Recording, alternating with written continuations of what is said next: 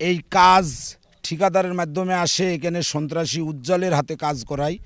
500 bag কাজের order হলে 50 bag ফেলে, 100 ব্যাগ ফেলি রাতারাতি পানি উন্নয়ন বোর্ডের অফিসারদের মাধ্যমে সমস্ত কাজ দুর্নীতি। দেখেন ওই চরের ভিতরে বস্তা পেরিয়ে এই পারে বেরিয়ে দেখেন, এখানে বস্তা ফেলিছে, এখানে ভাঙ্গিছে, এখান থেকে বালি তুলে উনি সম্পূর্ণ অস্ত্রর মহড়া করি এই কাজটা।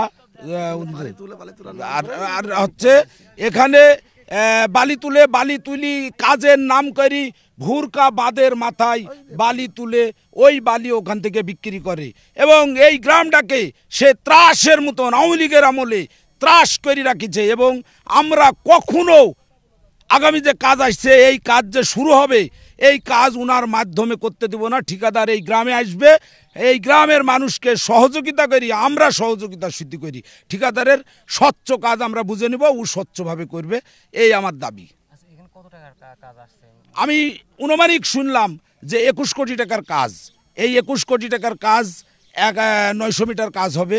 এই কাজটা আমরা সঠিকভাবে দেখে নিব, কারণ উনি দুর্নীতি করি টাকা কামাই করি গাড়ি বাড়ি করছে, কিন্তু আমাদের গ্রামকে বাঁচাতে হবে। এই সন্ত্রাসী আওয়ামী লীগের আমলে সমস্ত সন্ত্রাসী, এবং উনি খুনি মামলার আসামি, অস্ত্র মামলার আসামি।